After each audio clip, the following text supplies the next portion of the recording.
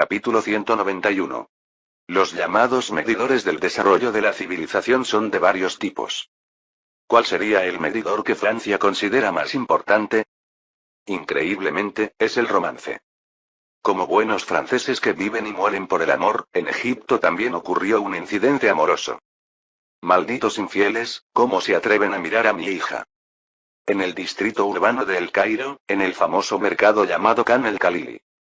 Una calle comercial milenaria que se remonta al siglo X. Allí, un comerciante estaba agarrando por el cuello a un soldado francés con uniforme azul llamado Franois. Franois estaba confundido y sin saber qué hacer, mientras a su lado, Jasmine, la hija del comerciante, cubría su boca sorprendida. El soldado Franois intentó explicarse usando todo el árabe que conocía. No, yo solo le di una flor a la hermosa señorita. Solo eso. Imperdonable. Has arruinado la virtud de mi hija. ¿Virtud? ¿Qué es eso? Yo no hice nada. En ese momento, el comerciante Al-Qari gritó. Os mataré. A ti y a mi hija que ha ensuciado su virtud. Defenderé el honor de mi familia. La situación era bastante simple. El soldado francés Franois estaba haciendo turismo durante su tiempo libre, recorriendo la ciudad de El Cairo. Ya desde el siglo XVII existía en Europa el concepto de viaje conocido como Grand Tour.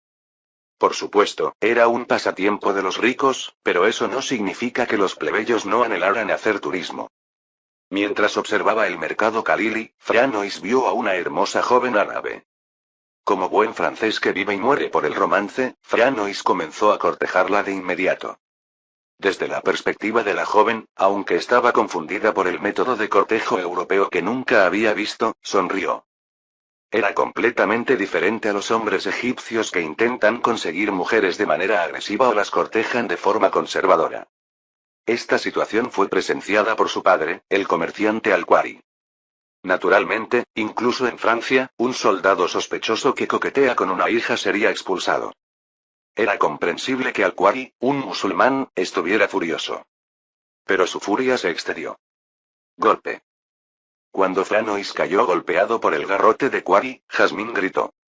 Ah, padre. ¿Qué está haciendo? Tú también. ¿Cómo puede una virgen coquetear con un hombre extraño? Recupera tu honor con la muerte. No hice nada malo. Solo le estaba enseñando algunas palabras porque me dio una flor mientras me ayudaba con el trabajo. Pero esas palabras no tienen efecto en un musulmán para quien la virtud de una mujer es el honor de la familia. Eso es precisamente perder tu virtud. Por supuesto, hubo un tiempo en que Europa no era tan diferente. Pero ahora estamos en una época posterior a la Ilustración y la Revolución. Por lo tanto, desde la perspectiva francesa, la situación era absurda. El mercado se agitó, y los soldados que pasaban también levantaron sus armas sorprendidos. Pero Qari no se detuvo. Comenzó a estrangular a su hija Jasmine. Fue entonces cuando. Crash.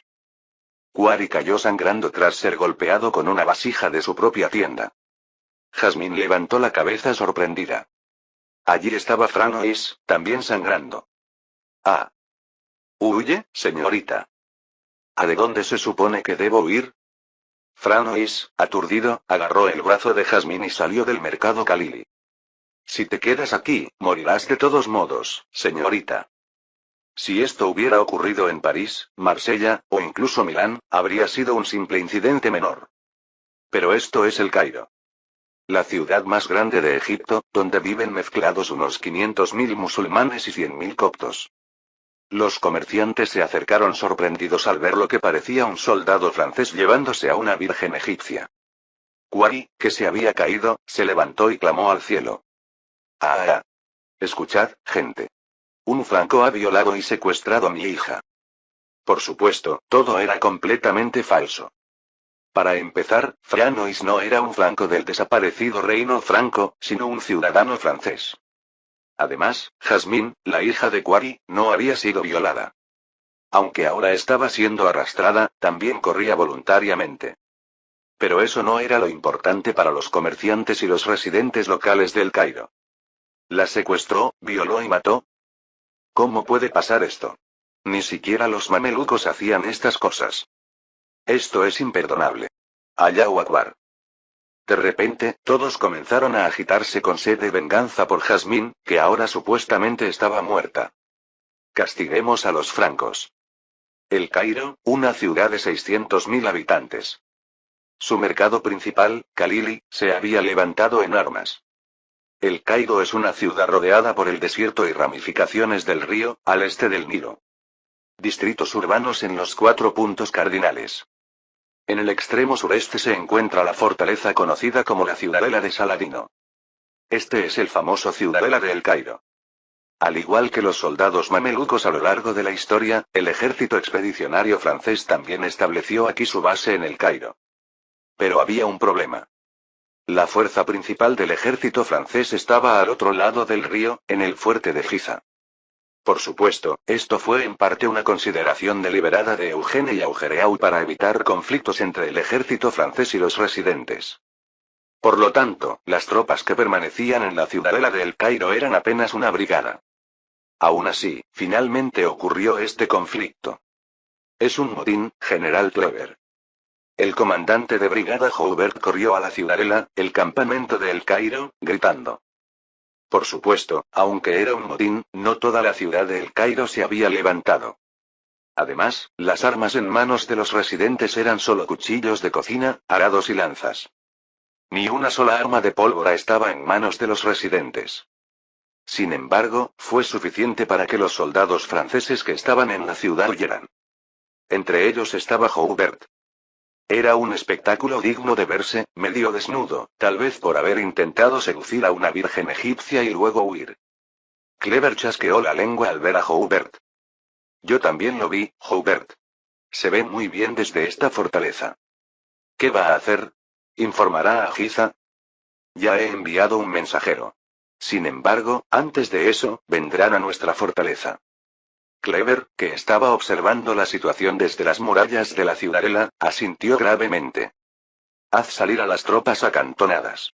Los motines deben sofocarse temprano y con crueldad. Esto es lo que Kleber había aprendido en Vandea.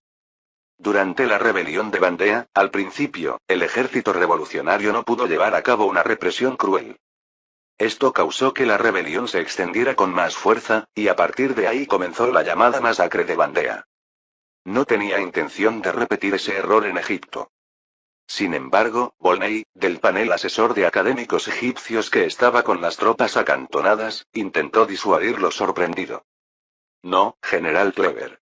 Eso solo intensificará el motín.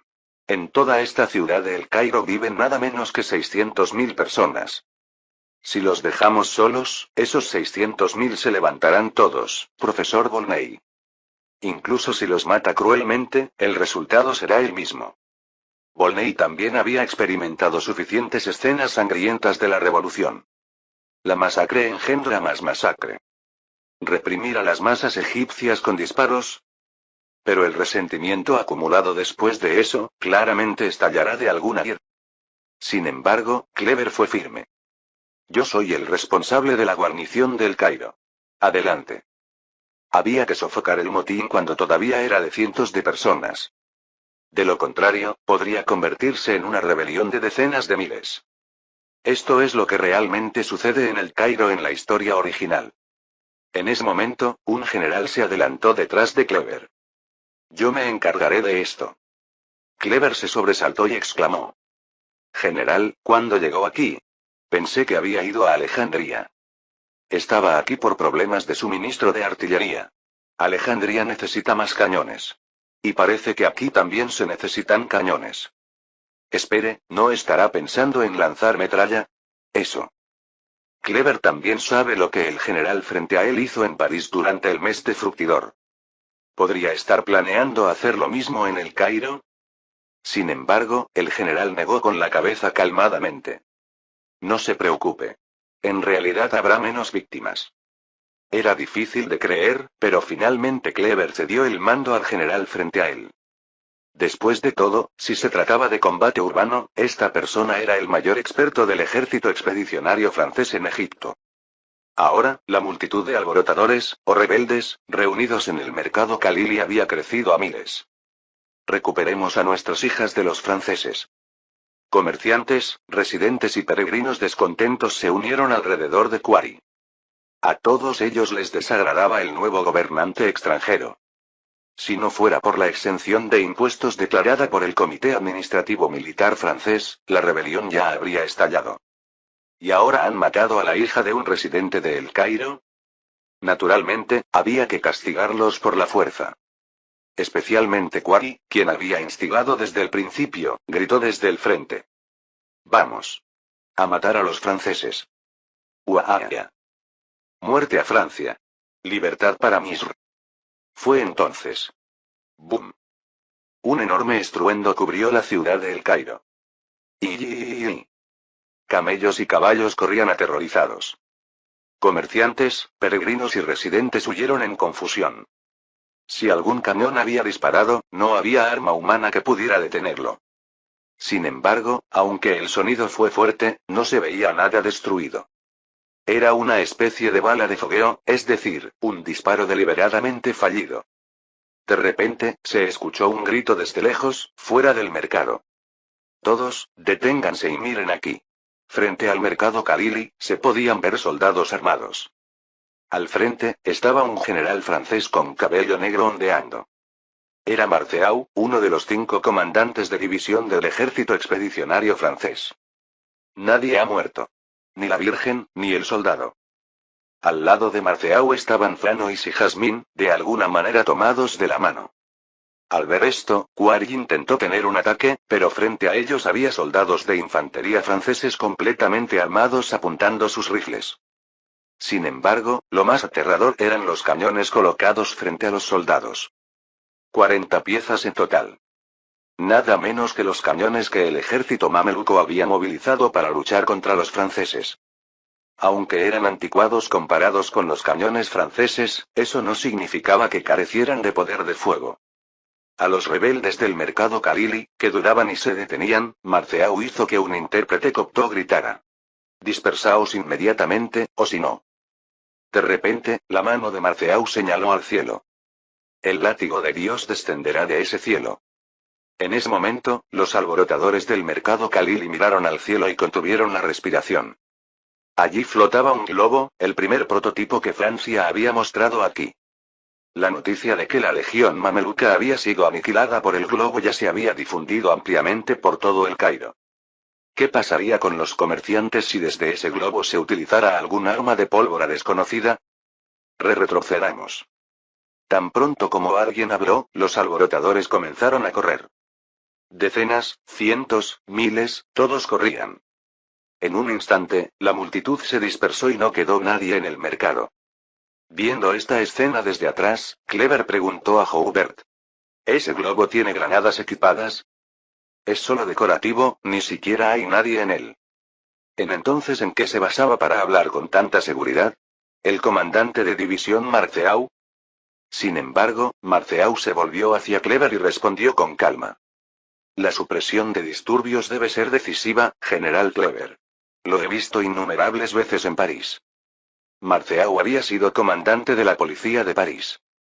Sabía perfectamente que lo esencial en la supresión de disturbios era mostrar poder temprano, más que derramar sangre. En combate urbano, Marceau tenía más experiencia que cualquier otro en esta expedición. Sin embargo, como en todos los disturbios, el peligro continúa a menos que se erradique la raíz del problema. Marceau chasqueó la lengua al ver a los comerciantes que miraban al ejército francés con ojos llenos de descontento. De todos modos, esto no será un fenómeno temporal. El Cairo había comenzado a hervir con sentimientos hostiles.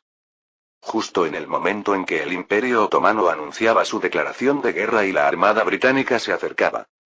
Este era el desafío que Eugene y Augereau enfrentaban. Capítulo 192. La llamada rebelión del Cairo también ocurrió en la historia original, apenas 2 meses después de la ocupación de la ciudad. Por lo tanto, no es sorprendente que surgieran problemas en el Cairo. Pero el problema es que el momento no es bueno. Cuando un enemigo evidente se acerca, si surgen problemas en la capital de Egipto, existe el riesgo de que todo Egipto se convierta en un semillero de rebelión. Esa es la razón por la que Eugene tiene mala cara mientras informa a Augereau. Entonces hubo un motín. El general Marceau lo sofocó. Parece que habiendo sido comandante de la policía, se ha convertido en un experto en combate urbano. ¿Qué problema? Debemos impedir que los soldados entren y salgan libremente del centro de El Cairo. Augereau, que recibió la noticia en el cuartel general de Giza, al otro lado del río, chasqueó la lengua. En la historia original, los ciudadanos del Cairo también temblaban ante los desenfrenados soldados franceses. A la menor provocación cortejaban a las mujeres o las molestaban, causando todo tipo de conflictos. Por supuesto, la principal razón por la que estalló la rebelión fue en realidad el impuesto. Porque Napoleón, con escasos recursos financieros, recaudó un impuesto de emergencia en el Cairo. Conociendo este hecho, Eugene enfatizó la exención de impuestos desde el principio. Por eso la rebelión no se ha generalizado. Pero es natural que los residentes del Cairo estén descontentos con los conquistadores extranjeros. Además, hay problemas externos. Eugene negó con la cabeza y respondió a Augereau. Estoy de acuerdo en separar al ejército de los civiles. Pero esa no es una solución fundamental. ¿Por qué? Hoy llegó un mensaje urgente desde Constantinopla. De repente, un joven cubierto de arena entró apresuradamente en la sala del comandante del cuartel general de Giza. Era Sebastiani, el hombre que había venido corriendo desde Constantinopla.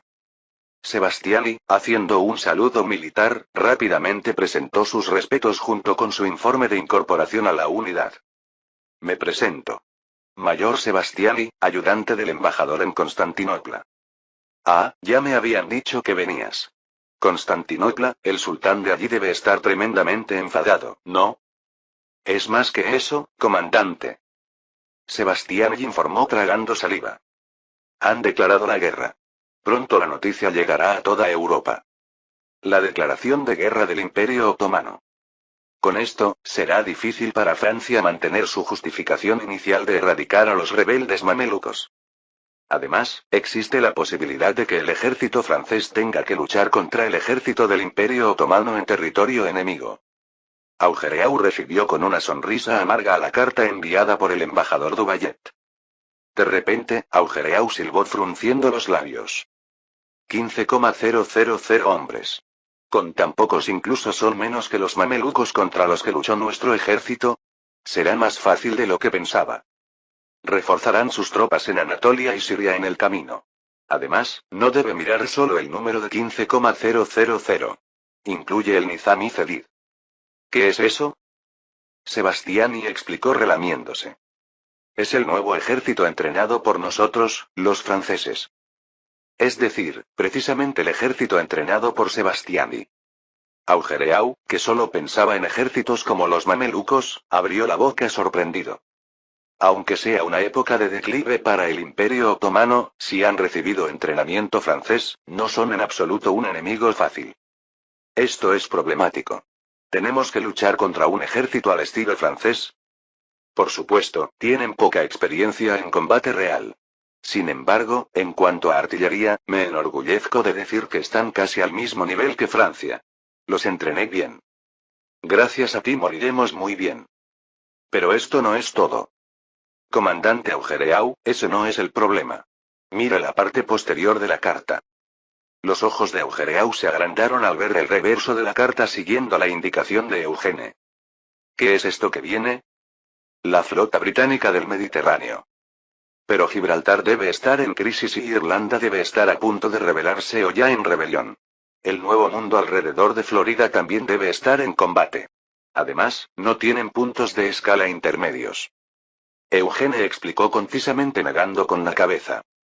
Pueden hacerlo ocupando lugares a medida que avanzan. Probablemente Malta ya haya sido ocupada. Exactamente de la misma manera que vino la flota francesa. La flota británica ciertamente tiene suficiente poder para hacerlo, y de todos modos Malta está vacía. Augereau, frunciendo el ceño, asintió como si hubiera tomado una decisión. Bien. Nuestra armada no es en absoluto inferior. 33 navíos de línea, 22 fragatas, un total de 400 buques de transporte. Podemos ganar sin importar cuántos barcos traigan. Sin embargo, Eugene no estuvo de acuerdo. Augereau miró a Eugene con expresión incómoda. Al parecer, tal como temía, considera que la flota francesa está en desventaja. No es así. Sí. Perderíamos incluso si los británicos trajeran solo 20 navíos de línea. ¿Cómo llegas a esa conclusión? También tenemos barcos de última generación y cañones, ¿no? ¿O algún tipo de bomba explosiva? ¿Dijiste que trajimos nuevas armas?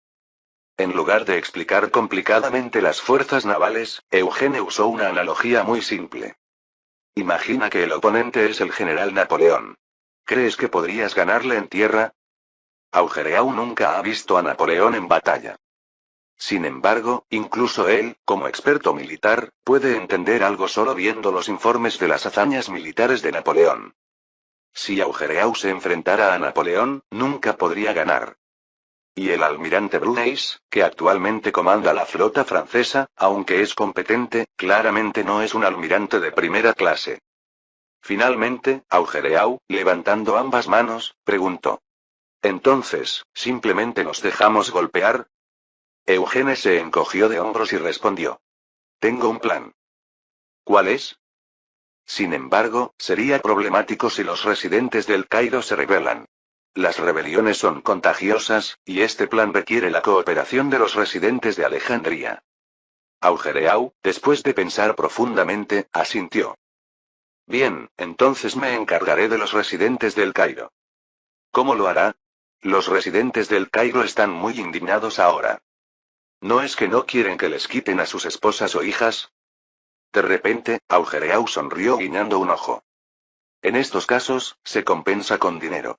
Esa es la regla de los ejércitos de ocupación. Eso es lo que Augereau, el conquistador de los Países Bajos, aprendió en un país gobernado por los mejores comerciantes. En realidad, los egipcios también son comerciantes de primer nivel en el mundo árabe. Los franceses están robando a nuestras hijas. ¿Se detendrán ahí? No. Gran imán, comprenda nuestra situación. Gritaban los comerciantes del Cairo, incluyendo a Qari. El gran imán, al-Sharqawi, no respondía. En la historia original, de hecho, Sharqawi fue acusado de estar detrás de la rebelión del Cairo. Sin embargo, ahora, a pesar de los claros signos de rebelión, Sharqawi no estaba contribuyendo en absoluto. En lugar de Sharqawi, su discípulo y también imán, al-Jabarti, habló. ¿Olvidáis que ahora disfrutamos de exención de impuestos gracias a los franceses? Son solo 3 años. Además, ¿está bien perder a nuestras hijas por dinero? Tengo entendido que tu hija está perfectamente bien. Qari, furioso, agarró a Jabarti por el cuello. ¿Dirías lo mismo si tu hija fuera ultrajada, la cayó de los franceses? Pero la mayoría de los egipcios que escucharon las palabras de Jabarti dudaron. 3 años de exención de impuestos. Los egipcios habían estado sufriendo bajo una pesada carga tributaria. Y no pagar impuestos durante 3 años no podía sino ser bienvenido. Especialmente para los comerciantes centrados en el mercado Kalili. Fue entonces cuando llega el comandante francés. Quien gritaba era Al-Zahari, ex escriba jefe de El Cairo y ahora supervisor financiero del Comité Militar francés. Los residentes del Cairo que hasta ahora discutían alrededor de Sharqawi se levantaron. La mezquita de Al-Azhar. Una institución educativa casi milenaria ubicada en el centro de El Cairo. También un punto focal para los musulmanes del Cairo. Allí entró el comandante francés Augereau junto con Eugene. Aunque venían con la guardia del comandante, era un movimiento muy audaz. Los residentes del Cairo murmuraban al verlos. Al-Zahari, ese traidor. Como esperaba, no se puede confiar en esos coptos. Deberíamos haberlos golpeado a todos. Silencio, vienen soldados franceses armados. Sin embargo, Augereau, con expresión amable, dio grandes zancadas y tomó la mano del gran imán Sharqawi. Hace tiempo que no nos vemos, gran imán. Ha estado ocupado últimamente. ¿Qué lo ha mantenido tan ocupado? Dicen que el ejército británico viene pronto. Al escuchar las palabras intercambiadas a través del intérprete, Sharqawi abrió mucho los ojos. Por supuesto, no solo Sharqawi y los egipcios estaban sorprendidos. Incluso el jefe de Estado Mayor Eugene estaba sorprendido y miraba a Augereau. ¿Qué estaba pensando al revelar abiertamente los puntos débiles del ejército? Pero Augereau declaró con mucha calma y confianza. Así es. Que todos los presentes escuchen. Ahora, el ejército británico viene a invadir Egipto. Justo cuando Eugene, atónito, iba a detenerlo, Augereau agitó sus largos brazos y gritó. Sin embargo, hay algo más que todos deben saber. El ejército británico no viene a liberar Egipto. Vienen a ocuparlo ellos mismos. Los residentes del Cairo finalmente reaccionaron. Al parecer, los franceses están siendo invadidos por el ejército británico y han venido a pedir cooperación. Pero, ¿qué tiene que ver con Egipto una pelea entre europeos? No son diferentes de los franceses. Ah, otro invasor más. Peleen entre ustedes. No nos importa. Pero Augereau negó con la cabeza. No, sí les importará. ¿Por qué? De repente, la mirada de Augereau se dirigió al gran imán, Sharkawi. Nosotros, los franceses, les otorgaremos los tesoros de los mamelucos. Sharkawi, nuevamente sorprendido, preguntó aturdido. ¿Qué acaba de decir? ¿Se ha equivocado el intérprete Zahari? Hay riquezas de los mamelucos descubiertas en Giza y la ciudadela. Además, los mamelucos tenían la costumbre de llevar tesoros al campo de batalla. Y, como saben, ganamos la batalla de las pirámides. ¿Está diciendo que distribuirá el botín? Augereau asintió riendo a carcajadas. Así es. Sin embargo, todo esto solo será posible si derrotamos al ejército británico. Una distribución de riquezas condicional. Pero claramente es algo inaudito no solo con los mamelucos, sino también durante la época otomana. Una idea posible solo en la República Francesa. Por lo tanto, les pido paciencia. Una vez que expulsemos al ejército británico, nosotros, los franceses, devolveremos a los egipcios todo lo que los mamelucos les robaron. Ante la declaración de Augereau, los residentes del Cairo finalmente estallaron en vítores. ¡Uaaa! ¡Viva Francia! ¡Viva Augereau! Esta vez, Augereau, que levantaba ambas manos para recibir los vítores, miró discretamente a Eugene. ¿Qué te parece? Eugene silbó. Impresionante. Podrías ser político más adelante. No quiero algo tan complicado. Pero, ¿tienes un plan para ganar? Sí lo tengo.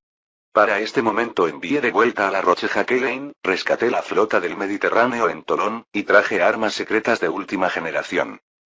Augereau, acariciándose la barbilla, esbozó una sonrisa amarga. Incluso con toda esa preparación será difícil. Eugenia sintió respirando profundamente. Así es. Solo hay una manera de lograr una victoria perfecta. Que la Roche Jacqueline llegue en el momento en que lleguen los enemigos. En resumen, solo un ataque desde dos frentes es la estrategia ganadora desde la perspectiva francesa. Sin embargo, el combate naval se rige por principios completamente diferentes a los terrestres. Boom. Boom. Boom. Ahora mismo, se está librando una batalla frente a Malta. En tierra, la batalla habría comenzado después de operaciones de reconocimiento por todo el vasto territorio. Pero en la era de los barcos de vela, sin radar aún, las batallas navales se libran frente a los puertos. ¿Por qué? Porque es casi imposible encontrar barcos en alta mar. Además, debido al desgaste de velas, cuerdas y marineros, es difícil mantener una navegación de altura continua. Por eso, incluso las grandes flotas navegan de puerto en puerto. Especialmente en el Mediterráneo, donde el viento cambia frecuentemente. Esa es precisamente la razón por la que la flota británica del Mediterráneo y la flota disfrazada de Tolón se han encontrado en Malta. El almirante de la flota disfrazada de Tolón, Gaspard Bence, gritó. Evadid, el enemigo dispara sus cañones en línea.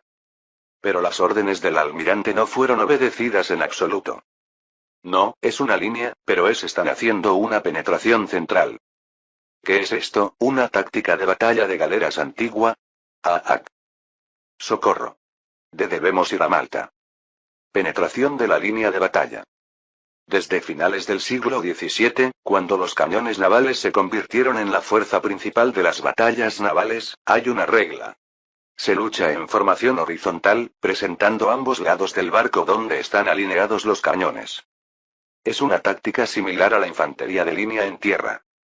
Pero ahora la flota británica está realizando un avance en columna. Normalmente, esto los expondría al fuego de artillería y los aniquilaría. Pero el almirante británico Nelson, combinando una velocidad de disparo superior y fuego de mosquete, estaba logrando esta táctica de penetración. La llamada táctica del número 11. La Roche-Jacquelin, el líder a cargo de dirigir la flota disfrazada de Tolón, suspiró en la cubierta. Una táctica realmente increíble. General La Roche-Jacquelin, debe retirarse. Esta es la flota que mi señor me confió. ¿Y debo perderla toda? Robert Surcouf, al lado de La Roche-Jacquelin, tiró de su brazo insistiendo. Por eso mismo debe retirarse. ¿No deberíamos llevar al menos un barco de vuelta al patrón? Finalmente, La Roche-Jacquelin siguió el consejo de Robert y ordenó la retirada. Retirada. Refugiémonos en el puerto más cercano. Viendo a la flota de Tolón huyendo hacia la península italiana, abandonando Malta, el vicealmirante Bold de Nelson rugió. Ganamos, nuestra flota de Nelson es invencible. Ja ja ja. El capitán del buque insignia de Nelson, Edward Berry, miró a Nelson, que aún tenía un ojo. Almirante, hemos ganado. Una cosa es segura. ¿Qué? Nelson, que aún no había perdido su brazo, ordenó mirando a la maltrecha flota francesa de Tolón que huía a lo lejos. El ejército francés está concentrado en Egipto. Debemos atraparlos allí. Septiembre de 1797. Nelson comenzó a navegar rápidamente hacia Egipto para crear la leyenda del otoño. Capítulo 193. El mar de Alejandría, que solía ser pacífico, ha estado lleno de navíos de línea en los últimos días. Splash. Splash. Splash. El sonido de las olas golpeando contra los costados de los barcos es ensordecedor. Es la hora en que el ocaso tiñe de rojo el horizonte lejano. Frente al deteriorado puerto de Alejandría, enormes navíos de línea y fragatas algo más pequeñas, pero igualmente imponentes, patrullan. Normalmente, en tiempos de paz, estos barcos operan con el mínimo de personal necesario. Pero ahora, la flota mediterránea francesa que guarda el frente de Alejandría está operando con toda su tripulación. Fue entonces cuando. Golpe. El capitán Ganteaume, a bordo del navío conquistador, arrojó su sombrero y gritó. ¿Hasta cuándo tendremos que mantener este estado de alerta de alta intensidad? ¿Somos acaso subordinados infantiles? A su lado, el capitán del barco de retaguardia, Guillaume Tello William Tell en inglés, respondió. No sea tan duro, capitán Ganteaume. ¿No existe siempre la posibilidad de que llegue la flota británica? Oye, Villeneuve. ¿No te molesta? Solo tiene 16 años. ¿Tiene sentido que dé órdenes a generales y almirantes experimentados? Además, ¿qué es lo que va a venir? Por supuesto, habrá un primer enfrentamiento en Gibraltar. Pero. Villeneuve respondió con voz fuerte pero temblorosa. He tenido suficiente experiencia en el Atlántico. La capacidad operativa de la flota británica es más del doble que la nuestra. Los veleros son barcos controlados completamente por humanos que utilizan el viento y las olas. Por lo tanto, la velocidad, el giro y la operación de un velero dependen completamente de la habilidad de la tripulación. Incluso si se emplean excelentes navegantes como oficiales, el barco se ralentiza si la tripulación es insuficiente. Y en esta época, la Marina Británica ha alcanzado el nivel más alto en todos los rangos. Capitanes, oficiales y marineros. La razón es muy simple. Reino Unido está luchando en casi todos los mares del mundo. Combaten en el Atlántico y el Caribe, luchan contra España en el Pacífico Norte, y expulsan a las fuerzas francesas remanentes en el Océano Índico. Además, con la caída de los Países Bajos, la Marina Británica también está ocupando el sudeste asiático. Especialmente en esta época, la ofensiva británica se está intensificando en la región conocida como Batavia, la actual Indonesia en la historia original. El Mediterráneo es solo un pequeño mar en comparación con el área de operaciones de la Marina Británica. Además, la revolución también tuvo un impacto negativo en la Marina francesa. Por mucho que Eugene protegiera la flota mediterránea y sus oficiales, no pudo evitar por completo la emigración de los oficiales nobles de la Marina. Como resultado, la actual flota mediterránea francesa tiene una brecha absoluta en capacidad operativa con respecto a la flota británica del Caribe. Ganteaume, parado en la proa, frunció el ceño y gritó. Bien, pero las personas deben descansar. ¿Sabes qué? Cruzamos la península italiana en un mes y luego cruzamos el Mediterráneo nuevamente. La flota ciertamente se movió así. También sometimos a Venecia. Después de todo ese esfuerzo para llegar hasta aquí, de nuevo estamos en alerta de alta intensidad. Y durante 3 meses.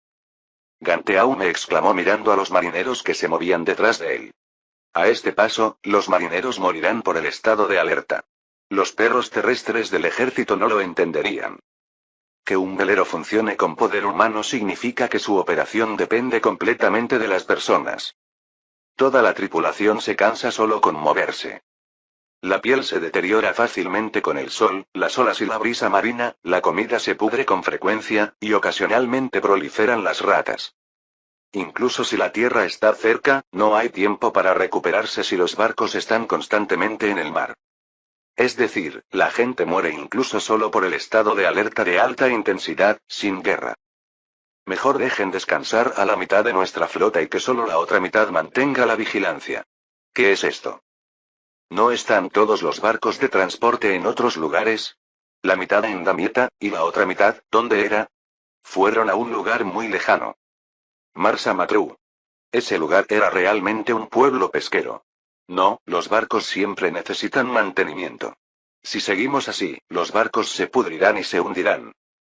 Villeneuve también suspiró y dirigió su mirada hacia el mar. Pero a cambio, ¿no están los barcos pesqueros haciendo la patrulla por nosotros? A lo lejos se ven barcos pesqueros regresando frente a Alejandría. Este puerto es muy pequeño, pero la pesca sigue siendo activa. Eugene se basó en esto para asignar la tarea de patrulla a los pescadores locales. Esto redujo la carga de la flota estacionada en Alejandría de realizar vigilancia o exploración. Por supuesto, ni Villeneuve, ni Ganteaume, ni otros capitanes tenían grandes expectativas de estos pescadores que no eran militares profesionales. Pero se ve un barco pesquero levantando una bandera en alto. Ondea, ondea, ondea. Mirando la bandera, Ganteaume murmuró con indiferencia. ¿De nuevo señales con banderas hoy? Vaya, estos pescadores son realmente diligentes. Espere, hay algo raro. ¿Qué? De repente, Villeneuve, un hombre muy cauteloso, abrió mucho los ojos. ¿Bandera roja, fuerzas británicas? Al mismo tiempo, Villeneuve corrió más rápido que nadie y comenzó a tocar frenéticamente la campana del barco. Din. Din. Din. Ganteaume, que también se dio cuenta de la situación, gritó a la tripulación del Conquistador. Emergencia. Envíen señales a toda la flota para que se prepare. Viene la flota británica.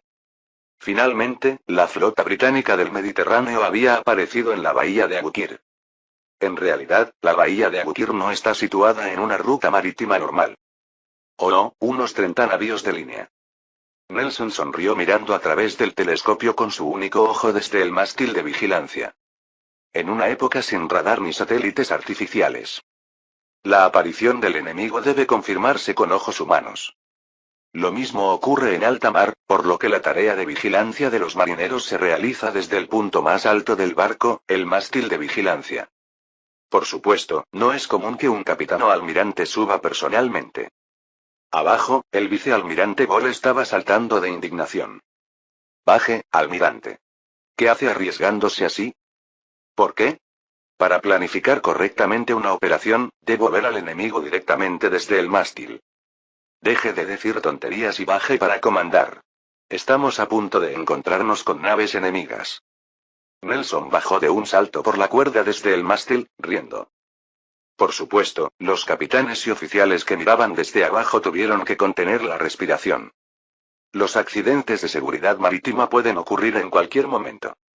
Era un momento en que el comandante en jefe de la flota podría haber muerto en una caída incluso antes de comenzar el combate. Nelson, con su parche en el ojo, aterrizó elegantemente en el suelo y miró a su alrededor diciendo: ¿A punto? ¿No ves el sol? Pronto será de noche, Ball. El sol está poniendo un atardecer al oeste de la bahía de Abukir. En esa bahía no se ve ningún puerto. En el siglo XVIII tardío, Egipto tenía 2 puertos principales. Uno es Damietta, ubicado al este del delta del Nilo, y el otro es el puerto de Rasid. Este puerto de Rasid tiene un apodo dado por los occidentales. Rosetta. También es famoso en la historia original por el descubrimiento de la piedra de Rosetta. En cambio, al oeste de Rasí, Alejandría es un puerto abandonado en esta época. Está cerca de Europa, pero lejos del área central de Egipto, el Nilo. Solo se activará después de que se construya un canal que lo conecte con el Nilo. Por otro lado, la bahía de Abukir tiene un punto bueno debido a la ausencia de grandes ciudades. Es un buen lugar para que una flota permanezca en estado de patrulla. Esta es la razón por la que la flota francesa eligió este lugar, y también por la que los británicos vinieron a buscarlo. El vicealmirante Ball, de pie junto a Nelson, miró hacia el este. Así que han venido a Alejandría. Sí. Parece que han estado preparándose constantemente para vigilarnos. Habría sido mejor dejar descansar a su marina. Debe estar comandando a alguien que no sabe nada sobre flotas. De repente, Nelson sonrió acariciándose su áspera barbilla. ¿Quién sabe? Podría haber un valiente joven que conocí hace tiempo en el ejército francés. Ball inclinó la cabeza y preguntó. ¿Un valiente joven? Sí. Cuando yo estaba fuera de la marina, una vez comandé un barco escolta. En ese momento, un joven rico cruzó el Atlántico para rescatar a su madre. Oh, debe haber sido un joven increíble. Nelson sonrió enigmáticamente recordando una aventura de su juventud. Sí. Incluso disparó metralla para barrer a los piratas islámicos. Jeje, si un amigo así se hubiera convertido en marino, sería bastante difícil. Se refiere a cuando Eugene fue a rescatar a nada menos que a Josefina. En ese momento, Otam y Nelson, que estaban escoltando barcos civiles, se encontraron con un cliente inesperado. Era un joven que conocieron a través de Francis Baring, un magnate financiero. Martinica, una isla en el extremo del Atlántico, al otro lado del mar. Un joven que iba a rescatar a su madre en esa isla. Si hubiera sido un simple niño, Nelson no habría tenido razón para aceptar esa solicitud. Pero el niño era tan rico que ofreció una enorme suma como pago, y finalmente Nelson también se embarcó en la aventura de cruzar el Atlántico. Todavía lo recuerda ocasionalmente. Aquel muchacho con el que derrotaron a los piratas berberiscos y del que se despidió en Marsella. ¿Qué vida habrá llevado en medio de la turbulencia de la revolución? El capitán del buque insignia Edward Berry se acercó a Nelson, que estaba momentáneamente absorto en sus recuerdos. Almirante, la evaluación del enemigo está completa. ¿Y bien? 32 navíos de línea, 10 fragatas, y decenas de embarcaciones pequeñas moviéndose en reconocimiento. Sin embargo, Ball, que escuchaba al lado, bufó con desdén. ¿Qué diablos de embarcaciones pequeñas? ¿No lo ves con solo mirar, Berry? Son solo pescadores, pescadores. A simple vista, se ven pequeñas embarcaciones a nivel de botes flotando a lo lejos. Los que están a bordo son claramente no europeos. Deben ser residentes locales. Nelson también asintió mirándolos con calma. Parece que han repartido mucho dinero entre los locales. ¿Qué hacemos? ¿Los barremos a todos? No. De todos modos, ambos ya sabemos de nuestra presencia mutua. De repente, Nelson torció la boca mientras observaba la formación de la flota alineada al otro lado del mar. Además, ellos serán sorprendidos a pesar de saberlo. Navíos de línea, las mejores armas que dominan el mar a finales del siglo XVIII. Nada menos que 32 barcos se alinean bloqueando el frente del puerto. Alrededor, como alas, operan fragatas que, aunque más pequeñas, también representan una fuerza considerable. Por otro lado, la flota de Nelson está principalmente compuesta por la flota del Caribe. 17 navíos de línea, 20 fragatas, 20 barcos de transporte. A esto se añaden 5 navíos de línea españoles capturados como botín tras la victoria en la reciente batalla naval de Gibraltar. Un total de 22 navíos de línea deben enfrentarse a 32. En términos de potencia de fuego, hay una diferencia de aproximadamente 740 cañones. Sin embargo, Nelson estaba muy relajado. Lo mismo ocurría con el vicealmirante Ball y otros capitanes. Ball ordenó enviar una señal. Entendido. Toda la flota, posición fija. El abanderado agitó la bandera enviando señales visuales. Al mismo tiempo, la ex flota del Caribe, actual flota británica del Mediterráneo, comenzó a detenerse frente al mar.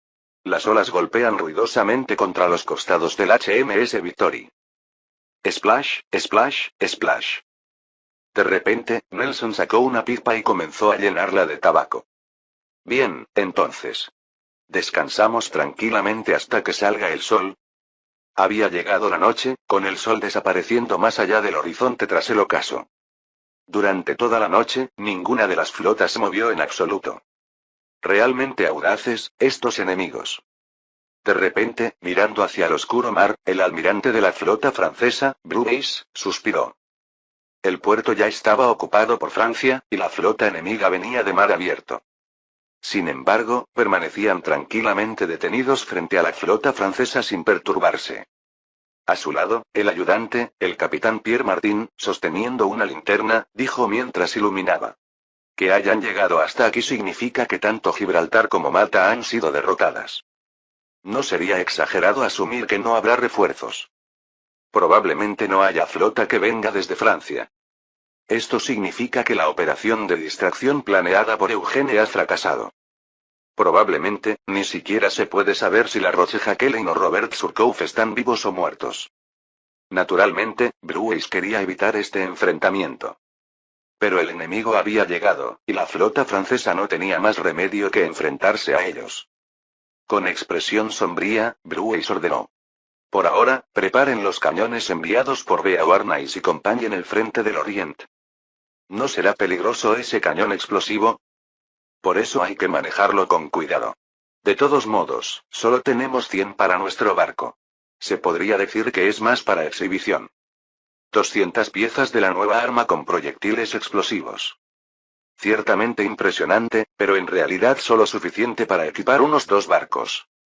Sobre todo, el problema es si los proyectiles llegarán a su destino.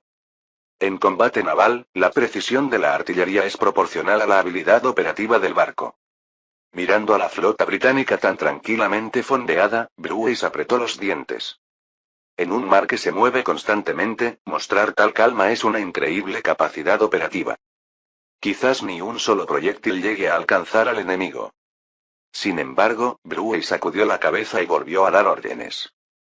Pronto, cuando salga el sol, comenzará el combate. Avisa a cada barco que se mantenga alerta. Cuando el enemigo se acerque, todos en formación horizontal. Fue entonces cuando. ¡Bum! Bruce giró la cabeza al oír el estruendo. ¿Qué es eso? Por todo el mar comenzaron a sonar cañonazos y a levantarse salpicaduras de agua. ¡Bum! ¡Bum! ¡Bum! De repente, el capitán del buque insignia, Lucas Avianca, corrió exclamando. ¡Fuego de artillería! Los enemigos navegan a toda velocidad. Y el sol ni siquiera ha salido. Evitar el combate nocturno es sentido común a finales del siglo XVIII. Porque los barcos podrían chocar contra arrecifes o podrían ocurrir accidentes nocturnos. Aunque es el amanecer, el sol aún no ha salido. Sin embargo, la flota británica ha comenzado a cargar sorpresivamente. Bruce tembló por todo el cuerpo. Realmente audaz. Nelson, creo que era el nombre del comandante enemigo. De repente, mirando los navíos de línea británicos que avanzaban a lo lejos, Bruce frunció el ceño. El general Eugene tenía razón. A lo lejos, el sol de la mañana se elevaba rojo brillante por el este. Había comenzado la batalla del Nilo, o en realidad, la batalla de Alejandría. Con un navío de línea y 12 fragatas ausentes de la flota mediterránea francesa. Capítulo 194. En 1797, casi llegando al siglo XIX, la información todavía debe ser recopilada personalmente. Sin embargo, hay una sola excepción. Eugene ve claramente los caracteres plateados que aparecen. Una señal de advertencia. Barcos enemigos, aparecidos frente a Alejandría. Al mismo tiempo, Eugene dijo. Ahora, salgamos. En el mar oscuro del amanecer, cuando el sol aún no ha salido. La flota francesa flota frente a las costas de unas ruinas que no son simplemente decadentes, sino apenas vestigios de lo que fueron. Desde allí, a bordo del Horus, el capitán Armand Chaillet dudó mientras preguntaba a Eugene. ¿Realmente funcionará si salimos ahora? Por supuesto, capitán Chaillet. También nosotros salimos después de recopilar toda la información. Si la flota británica aún estuviera lejos, no importaría. Pero si apareciera justo después de nuestra llegada, esa sería la peor situación. Este es Marsa Matruh, al oeste de Alejandría. Originalmente, la flota expedicionaria francesa a Egipto estaba compuesta así. 33 navíos de línea, 22 fragatas, unos 400 barcos de transporte. De estos, los 400 barcos de transporte están todos muy lejos, en Damietta, al este. Pero los barcos que recibieron a la flota británica del Mediterráneo son 32 navíos de línea y 10 fragatas. Nelson no consideró extraña esta situación. Porque habría sido natural esconder los barcos de transporte, los navíos de línea son objetos caros difíciles de reunir en cantidades de 20, y las fragatas a menudo se dispersan en las tormentas. Sin embargo, el navío de línea restante y las 12 fragatas se habían refugiado en Marsa Matruh. Un lugar que floreció durante la época helenística, pero ahora solo quedan vestigios. Sin embargo, es un mar adecuado para que una gran flota se esconda y fondee temporalmente. El mando real de esta flota está en manos de Armand Chaibé. En la historia original, es prácticamente el único que logra destruir un barco enemigo en la batalla del Nilo. Eugene eligió específicamente a este hombre para traerlo. Para convertirlo en comandante de la flota de distracción occidental. Ante la preocupación de Chaibé, Eugene sonrió y respondió. No importa. ¿Qué tal, Robert? ¿Las corrientes marinas?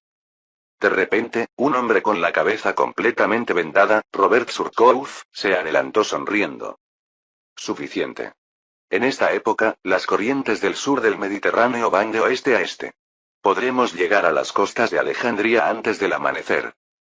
Detrás de él estaba otro hombre, también con todo el cuerpo vendado. Era el general La Roche-Jacquelin, líder de la Chauvin que había ido a buscar la flota de Tolón. La Roche-Jacquelin miró a Eugene con cara de vergüenza e inclinó la cabeza. Lo siento, mi señor. Si solo hubiéramos podido traer correctamente la flota de Tolón. Eugene negó con la cabeza seriamente. Recobra la compostura, La Roche-Jacquelin. Aceptaré gustoso el castigo según la ley militar. Deja de decir tonterías. Agarrando el hombro de La Roche-Jacquelin, Eugene brilló con los ojos.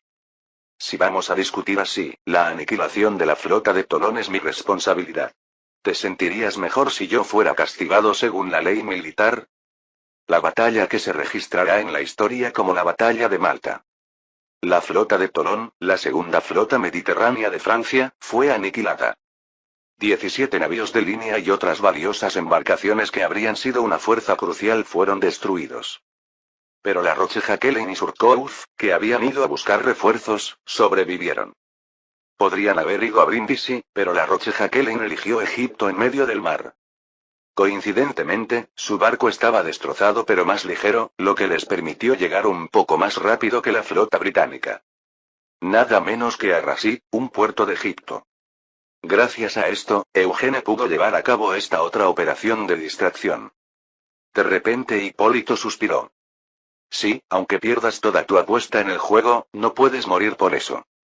En ese momento, Eugene estalló en una risa salvaje. Pujaja. Sí, esta expedición es toda una apuesta. El movimiento a Egipto, la conquista, e incluso la batalla naval contra la flota británica. Nelson ya ganó la primera mano. Maldita sea. Wow, ¿por qué hablas de la derrota con tanta confianza? ¿Nuestro patrón? Cállate, Hipólito. Pero el juego aún no ha terminado. Eugene gritó apasionadamente a Chaibé, Surcouf y La Roche-Jacquelin. Ahora es el turno de nuestro comodín. Informa a toda la flota. Vamos a cazar a esas focas arrogantes de Inglaterra. De repente, Chaibé, al frente, hizo un saludo militar. Oui, Capitaine Bonaparte. En inglés, esto se traduciría así. Yes, Captain Bonaparte. Al mismo tiempo, toda la flota comenzó a moverse rápidamente. El navío de línea de primera clase Horus, 12 fragatas, y el navío de línea de la flota de Tolón, el Hércules, aunque dañado pero aún operativo. De repente, Hipólito, que observaba el frente desde el barco Horus, miró hacia atrás. Por cierto, Eugene. ¿Esa monstruosidad realmente funciona? Eugene miró hacia el monstruo situado detrás y resopló. Por supuesto. Lo traje específicamente para este momento. Un cañón de bombas explosivas de gran calibre, conocido comúnmente como cañón Beauharnais. Retumba. El cañón emitió un gemido metálico al ser empujado por el balanceo de las olas. A bordo de la flota que se dirigía a la bahía de Abukir, con rumbo a Rosetta. Sin embargo, la batalla del Nilo comenzó más rápido de lo que Eugene había previsto. Giren. En realidad, es extraño que la batalla que tuvo lugar aquí se denominara posteriormente Batalla del Nilo. Porque Alejandría está situada al oeste del Bajo Nilo. Sobre todo, el lugar donde realmente se libró la batalla ni siquiera fue frente a Alejandría. Abukir, una bahía hundida al oeste de Alejandría, es el escenario de la batalla. Un destacamento de la flota británica entró de repente en la bahía con forma de media luna. Al mismo tiempo, Nelson, a bordo del buque insignia HMS Victory, ordenó desde el frente. Dile a Miller que envíe al Cealous y al Goliath adicionalmente por detrás. Almirante, ya estamos en pleno avance, ¿cómo se lo comunicamos? Agita banderas o ve personalmente, haz lo que sea necesario. Nelson rugió, lanzando irresponsablemente órdenes sobre el comandante posterior Miller al vicealmirante Ball. Nosotros nos dirigimos de frente hacia el frente enemigo. 15 navíos de línea avanzaron frontalmente, con el Victory en el centro. SHHH. Las velas se desplegaron con fuerza y la flota británica avanzó impulsada por la brisa matutina. Entramos en el rango de fuego de la flota francesa. Gritó Edward Berry, capitán del buque insignia. Nelson entrecerró su único ojo. La situación actual es esta. La flota francesa ha desplegado su línea alrededor de la bahía de Abukir, y en el frente está el cuerpo principal de Nelson. Por detrás, el destacamento comandado por Samuel Wood se vuelca por estribor de Nelson. A esto se suma la flota posterior de Miller que también gira por babor. En otras palabras, la parte que ha entrado ahora en el rango de fuego de los cañones franceses es el cuerpo principal de Nelson. Y están avanzando directamente hacia el lateral donde están alineados los cañones. De repente, el vicealmirante Ball corrió y gritó. Ordene el fuego. Espera un poco más. Almirante. Nelson agitó su mano derecha, aún intacta. Hay algo que quiero confirmar. Tanto Ball como el capitán del buque insignia, Berry, miraron ansiosamente a Nelson. Por muy inexperta que sea la flota francesa, esto solo es en comparación con los británicos. Además, mientras el barco se acerca de frente, es imposible que no apunten los cañones. El movimiento de los cañones es visible incluso desde el barco británico. ¿No deberían detenerse y abrir fuego? Fue entonces cuando los cañones se mueven en el puerto. Con el grito de un marinero que estaba en el puesto de vigilancia, se escuchó el sonido de cañones. ¡Bum! Al escuchar el sonido de un proyectil cayendo al agua justo al lado del Victory, Nelson exclamó. Los franceses se han preparado bastante bien. Pueden disparar cañones costeros. Pero su alcance es corto. No es momento de admiración. Están apuntando sus cañones hacia nosotros. El Victory parece que va a volar. Ahora, prepárense para disparar. Nelson, habiendo confirmado la situación de los cañones costeros, torció la boca en una sonrisa. De todos modos, somos más rápidos. En el momento en que se dio la orden, los marineros británicos se abalanzaron sobre los cañones. En un instante, los proyectiles fueron cargados y las bocas de los cañones sobresalieron por el costado del barco. En un momento, el barco giró rápidamente, orientando su costado hacia la flota francesa. SHHH, clank, clic. Justo cuando la flota francesa también estaba a punto de disparar sus cañones, Berry ordenó. Encendido con pedernal. En ese momento, los soldados encendieron simultáneamente los mecanismos de disparo de los cañones con pedernales. CHHHH. Hay una diferencia entre los cañones de la flota francesa y los de la flota británica. Al igual que el ejército, Francia utiliza un sistema de encendido con mecha para sus cañones. Esto permite cronometrar con precisión y proporciona disparos estables incluso para personas no capacitadas. Pero Inglaterra opta por un método más primitivo pero más rápido. Encienden directamente con pedernal. Boom. Boom. Boom. Boom. Boom. Con una diferencia de apenas decenas de segundos, los proyectiles del cuerpo principal de Nelson golpearon primero a la flota francesa. Impacto. Los proyectiles enemigos han fallado. Sigan disparando. Un disparo por minuto.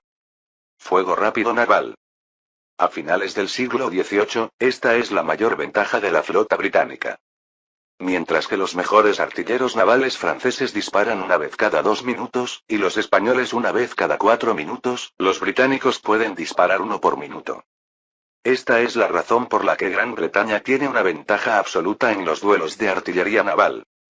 Debemos atravesar el centro de la flota francesa y cortar su conexión con la retaguardia. Junto con el fuego de artillería, el cuerpo principal de Nelson comenzó a avanzar nuevamente a toda velocidad. En formación de número 11. En una época donde las bombas explosivas aún no se han generalizado, la razón por la que arde un barco es simple. Es porque el polvorín ha sido alcanzado por un proyectil. La pólvora afectada por el impacto se inflama fácilmente al estallar. Especialmente la pólvora negra preparada previamente para usar en cañones. Esta era precisamente la situación en la que se encontraba el buque insignia francés, L'Orient, de Orient. ¡Bum! En la cubierta caótica donde el polvorín había explotado, los oficiales corrían gritando. ¡Traigan agua! ¡Apaguen el fuego, rápido! Llueven proyectiles. ¡Dios mío! De repente, el capitán del buque insignia, Casabianca, llegó corriendo y gritó. Almirante. Los barcos enemigos están rodeando el interior de la bahía de Abukir.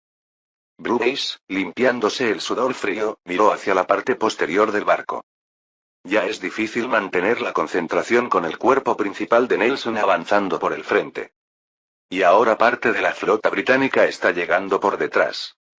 Si se permite que esta situación continúe, la flota francesa quedará rodeada por la flota británica tanto por delante como por detrás en la bahía de Abukir. Excepto quizás en la época medieval cuando se luchaba con galeras, es difícil encontrar una batalla de cerco como está en la era moderna de combates de artillería. El problema es que la bahía donde la fuerza de destacamento británica está girando está cerca de la costa, es decir, tiene poca profundidad. Increíble, ¿cómo pueden navegar en esas aguas poco profundas? No es momento de admirarlos. Entiendo. ¿Qué están haciendo Villeneuve, Ganteaume y Decres en la retaguardia? Envía señales para que comiencen un contraataque. Sin embargo, el ayudante Martín llegó corriendo y gritó. La retaguardia también está siendo atacada. Solo entonces Bruce pudo ver la retaguardia de la flota. Un punto correspondiente al ala derecha, si consideramos el cuerpo principal desplegado en el frente. Sin embargo, hay una flota de retaguardia que aún no se ha unido a la línea principal. Son los barcos liderados por Ganteaume, Decres y Villeneuve. Mientras dudaban y no se acercaban a toda velocidad, de repente fueron atacados por el destacamento británico. Solo entonces Bruce recordó.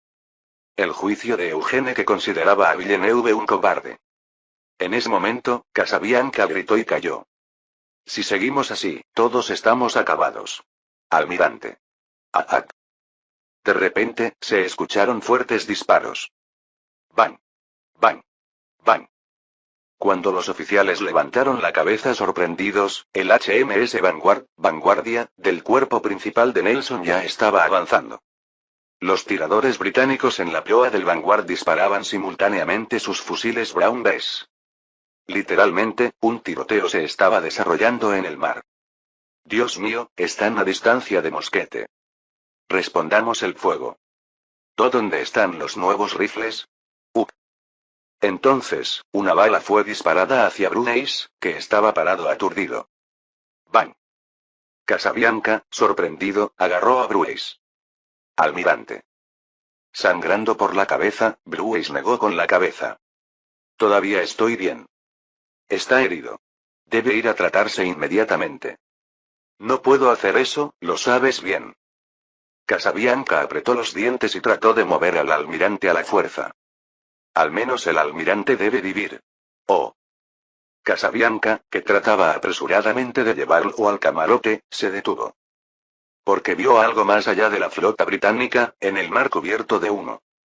Casabianca, corso con buena vista y familiarizado con el mar, señaló hacia el oeste y gritó. Allí, viene una flota. Aliados, no. De repente, Casabianca parpadeó y ladeó la cabeza. ¿Es una flota británica? Una serie de barcos que parecían claramente navíos de línea franceses avanzaban desde el oeste. Ondea. Curiosamente, ondeando la bandera británica. Capítulo 195. Existe lo que la historia recuerda como el toque. Bang. Tatam. Tatatam.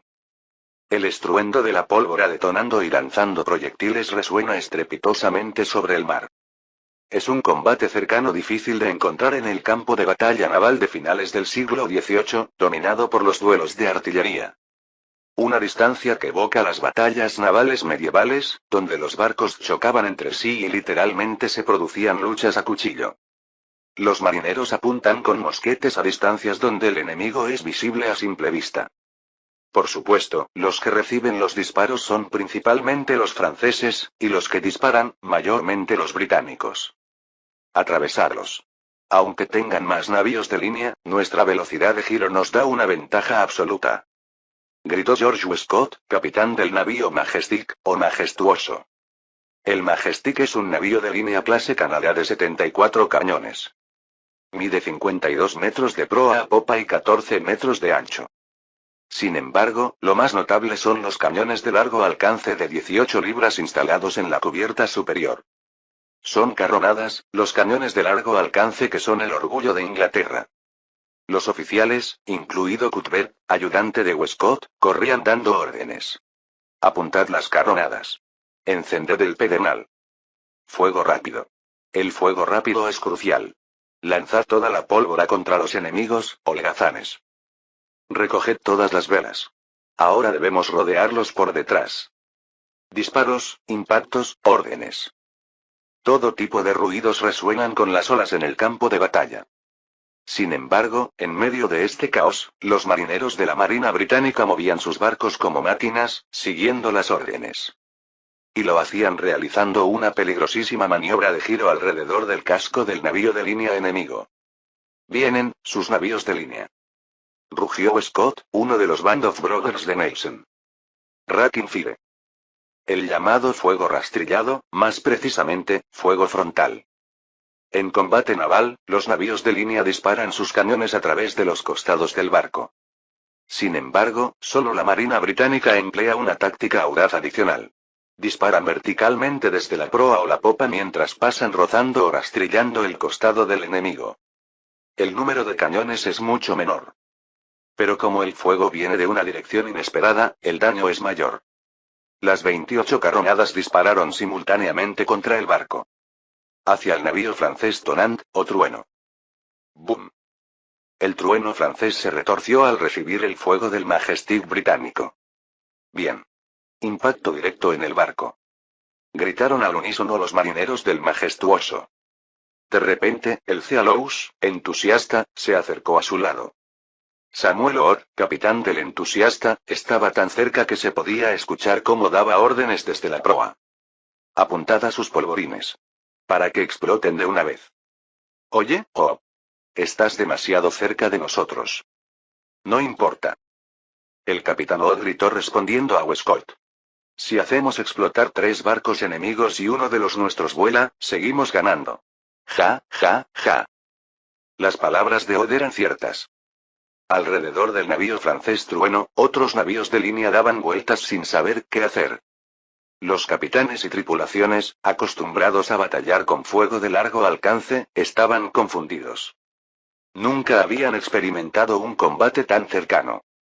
Si el entusiasta de Odd lograba ejecutar con éxito su Racking Fire, el trueno y la flota a su alrededor se hundirían en cadena. De repente, un proyectil de carronada fue disparado desde el entusiasta. En un instante, el polvorín del trueno francés explotó. ¡Bum! El capitán del trueno, Aristide du Petit-Thouars, murió en la explosión. Todo el barco ardía y estaba a punto de chocar con otro navío de línea. Al ver a los otros navíos de línea evitando desesperadamente la colisión, Odd silbó. ¡Wow! Realmente explota. Deja de mirar. Cierra la boca y escapa. Oye, primer oficial de navegación. Esto es realmente emocionante. Westcott, ¿no te parece? Westcott, mientras daba órdenes urgentes, estalló en risas. Sí, ni siquiera es un hundimiento. Ver explotar un navío de línea frente a nuestros ojos. Los navíos de línea británicos y franceses se movieron simultáneamente para evitar el trueno envuelto en llamas. El oeste de la bahía de Abukir, bastante lejos de Alejandría, se tiñó de rojo con las llamas. Efectivamente, la formación principal de navíos de línea franceses se había roto en el primer asalto. Sin embargo, Westcott y Orr, embriagados por la victoria, no tuvieron tiempo de mirar a otro lado. Por eso Orr no vio la flota que se acercaba desde la retaguardia hasta mucho después de romper el trueno. Ondea. Orr, girando la cabeza, gritó a Westcott. ¿Qué es eso? Parece que alguien viene por detrás. ¿Son barcos de nuestro lado? Oh, pero son barcos que nunca he visto. ¿Eh? Son demasiados. Orr, parpadeando, se volvió hacia el oficial de navegación gritando. ¡Demonios! Son barcos franceses. Era el navío de línea Horus, liderado por Eugene, que se acercaba. La flota de Marsa Matru, compuesta por el Horus, el Hércules y 12 fragatas.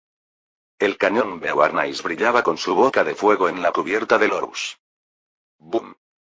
Una bomba explosiva golpeó el costado del Majestic de Westcott y explotó.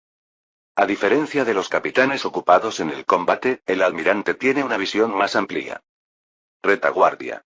Barcos enemigos acercándose. Ante el informe de Berry, capitán del Victory, Nelson frunció el ceño. ¿Me falla la vista? De alguna manera parece un barco francés, pero lleva bandera británica. Aunque solo le quede un ojo, funciona perfectamente. Es un barco francés con bandera británica. ¿Por qué harían algo que se descubrirá de inmediato? Entonces, el vicealmirante Ball, señalando hacia el oeste de la bahía de Abukir, le entregó apresuradamente el telescopio. Oh, entiendo la razón. Mire allí.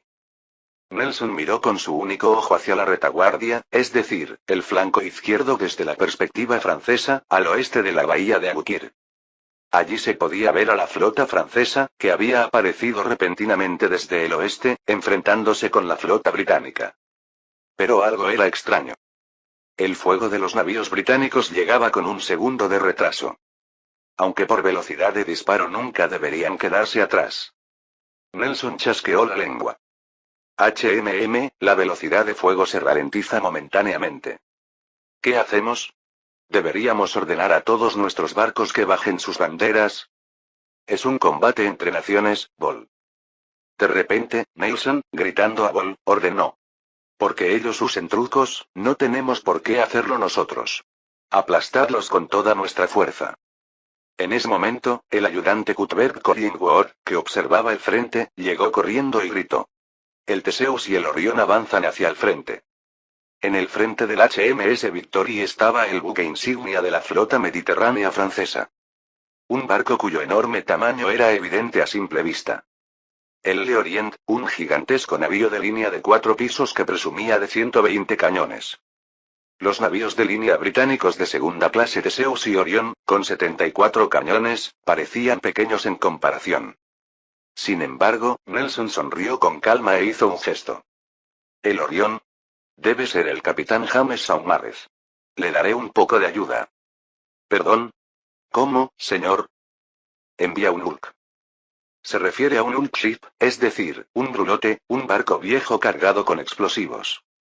Antiguamente, en Toulon, fue un barco de este tipo el que Sidney Smith envió contra la flota mediterránea francesa. Sin embargo, la flota caribeña británica no tiene actualmente barcos viejos que puedan servir como brulotes. El vicealmirante Ball preguntó incrédulo. ¿Dónde tenemos un hulk ahora? Somos una flota de combate completa. ¿Por qué no? Tenemos fragatas inútiles. Por Dios, almirante. Un frigate ship se refiere generalmente a un buque de guerra mediano equipado con 50 cañones o menos. Sin embargo, las fragatas que trajo la flota británica tienen 40 cañones o menos y son barcos que priorizan la movilidad. Claramente están destinadas para reconocimiento más que para combate. En una era donde los navíos de línea dominan las batallas navales, las fragatas suelen quedarse fuera de la línea de batalla, observando. Sin embargo, quemar un barco en perfecto estado es una táctica inconcebible por sentido común. Además, ¿no están claramente en territorio enemigo? Pero Nelson, el vencedor de las batallas del Caribe, Gibraltar y Malta, fue firme. Esta única batalla decidirá el destino de Europa. ¿Deberíamos preocuparnos por ahorrar una simple fragata? Ball apretó los dientes y corrió hacia el marinero que enviaba señales con banderas. Después de todo, Nelson es actualmente el almirante con los mejores resultados en la Marina Británica. Además, es el comandante de una flota que ha llegado hasta el Nilo después de aniquilar literalmente a las flotas española y francesa. Es simplemente imposible rechazar sus órdenes. Ball gritó al marinero. Orden del almirante. Quemad la fragata Guillieri. ¿Qué? Vicealmirante, ¿qué está diciendo? La convertiremos en un brulote. Ball, enfurecido, señaló al Orient gritando. Mostremos a esos perros terrestres franceses el poder de un brulote. Finalmente, la extraordinaria decisión de Nelson fue aceptada. Los marineros incendiaron apresuradamente la fragata que poseía 40 cañones y la evacuaron con urgencia. Se derramó pólvora por toda la cubierta y se arrojaron antorchas. ¡Wosh! La fragata Guillieri, que había navegado por el Caribe, el Atlántico y el Mediterráneo, avanzó en llamas. Hacia el buque insignia francés, el Orient. Le Orient significa el Oriente. Bien. Es un ataque de distracción de nuestra flota. Ahora estamos salvados. El capitán del buque insignia, Casabianca, lanzó un grito de júbilo. Casabianca está participando en esta batalla junto con su hijo pequeño. Realmente ha apostado el destino de su familia en este combate naval. Por eso no podía sino estar especialmente feliz. El ayudante Martín también se volvió hacia Bruce gritando. Almirante, hemos ganado. Es cierto que estaban en crisis debido a las tácticas de carga de Nelson, la rápida capacidad operativa de la Marina Británica y su fuego rápido.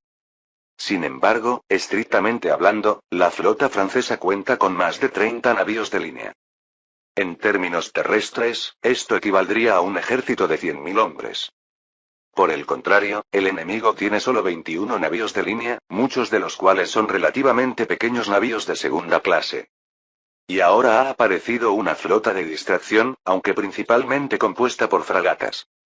En esta situación, si no hay posibilidad de victoria, uno no sería un marino sino simplemente el capitán de un barco mercante.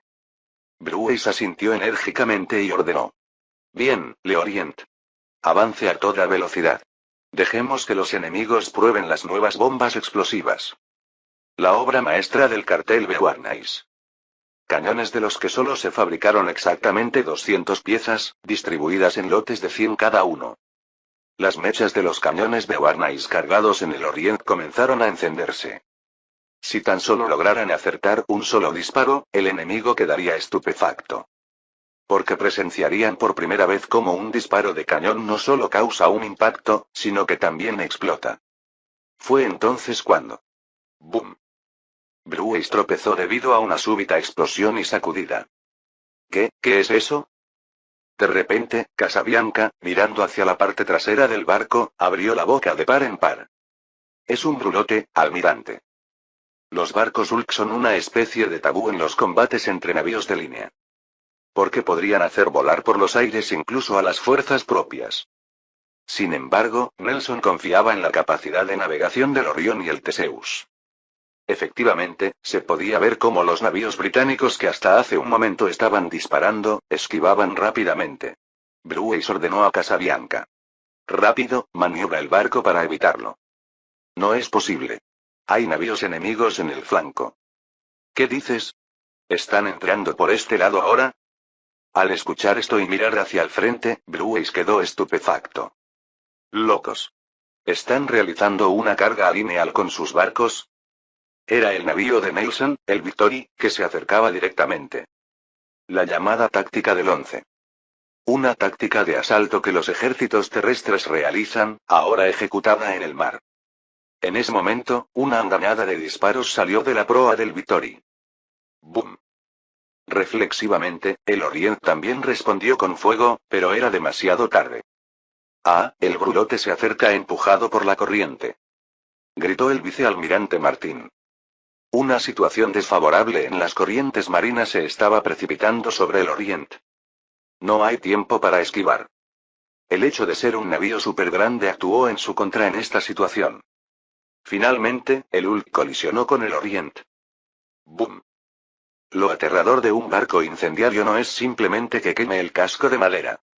Al ser barcos tan grandes, tales llamas no se propagan instantáneamente. El verdadero problema es otro. En la era donde la pólvora y los cañones dominan las batallas navales. Los barcos siempre llevan grandes cantidades de pólvora negra. Si bien la pólvora normalmente se guarda en lugares profundos del barco, durante el combate debe colocarse necesariamente cerca de los cañones. Las llamas del brulote alcanzaron esta pólvora. En lugar del ayudante Martín, que cayó por la explosión, Casabianca corrió y gritó. Almirante, el polvorín se ha incendiado. Debemos evacuar. Mirando a Casabianca, que sangraba, Bruce declaró. Evacúa con el mínimo personal. Especialmente, asegúrate de que tu hijo desembarque sin falta. Almirante. Es un barco que el patrón me confió. Bruce ya tenía el costado perforado. Un trozo de madera lo había atravesado cuando el costado del barco se rompió por el impacto del cañoneo. Sujetando la sangre que fluía, Bruce sonrió. Patrón, gane sin falta. Barco, hacia el frente. Casabianca apretó los dientes y cumplió la última orden. Los marineros evacuaron urgentemente. El hijo de Casabianca, el niño de 10 años Giocante, que se resistía a bajar, gritó. Padre. No. Venga conmigo. Pero el capitán del buque insignia, Casabianca, simplemente sonrió mientras sujetaba el timón. 1000 marineros y oficiales subieron a los botes. Los navíos de línea británicos y franceses se dispersaron para evitar el barco en llamas. ¿Cuánto tiempo pasó? ¡Boom! L'Orient explotó. Como anunciando la victoria británica. Sin embargo, Eugene aún no había comenzado su verdadera operación. Fin del capítulo 195.